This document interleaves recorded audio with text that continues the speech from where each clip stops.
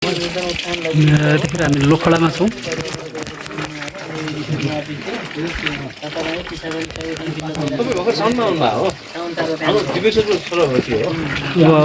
लोखडामा चाहिँ अब खाना खान्छौँ है हामी।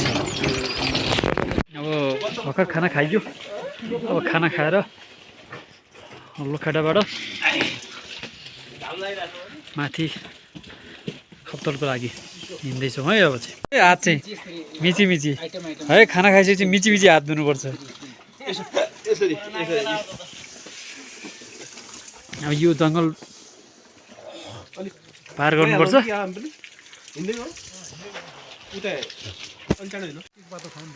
पानी पर्यो। हामी खप्तर राष्ट्रिय निकुञ्जको बिचतिर छौँ। घनघोर जङ्गल छ। यो चौतारी छ सानो। अनि पर्या भएर हामी यहाँ रोकिएका छौँ।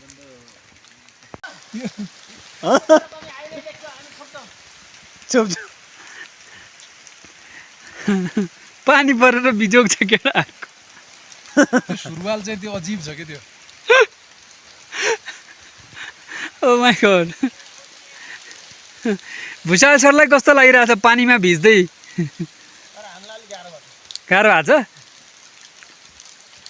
अलि गाह्रो भएको छ, अलि थोरै। $250 हुने त। पानी पानी पानी पर्यो है। पानी परेर बिस्तारै कम हुँदैछ। हामी अगाडि बढ्दैछौँ। अब आधी घन्टा 40 मिनटमा पुगिने भन्ने कुरा छ। 1 घन्टा अगाडि त्यस्तो भन्नुभएको थियो। अहिले पनि त्यही छ टाइम।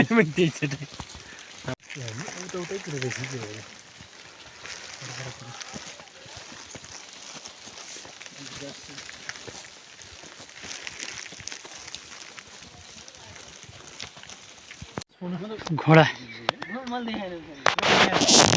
पछाडि लाग्यो घोडा चढाएको। पानी अहिले कम भइसकेको छ।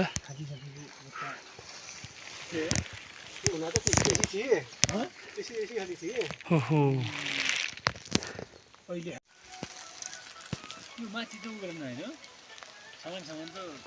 क्या हो त्यो? बिस्कुट हो?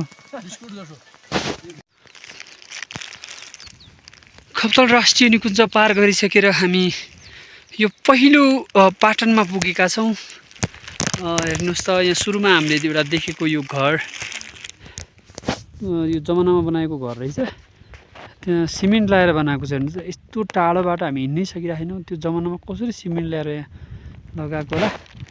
यो घोरेटो बाटो, यो तलबाट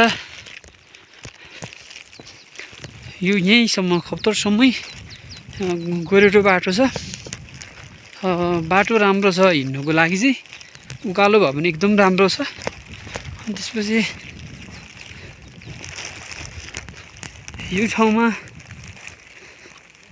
फाइनली हामीले पनि हेर्न पायौँ यो ठाउँलाई चाहिँ।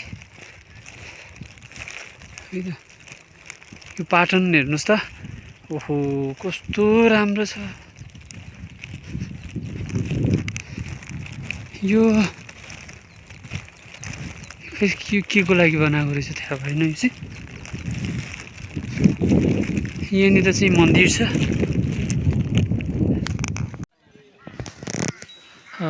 हामी यतिखेर ठ्याक्कै खप्तडमा पुगिसकेका छौँ है। हामीले अब बस्ने ठाउँ ठ्याक्कै थाहा छैन। खाना खाने ठाउँ यही होटल हो है। अनि त्यसपछि यता अलि घरहरू छन्। सायद होटल हो अथवा आर्मीको हो।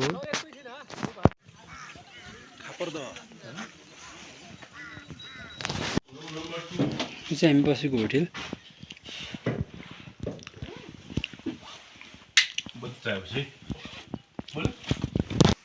बल्ब छ, स्विच पनि छ, तर बत्ती बल्दैन। किनभने यहाँ सोलर चल्दैन। सोलर घाम लाग्यो भने मात्र चल्छ, राति चल्दैन। त्यही भएर यो हामी बसेको होटल। अब हामी यसो घुम्न जाँदैछौँ है।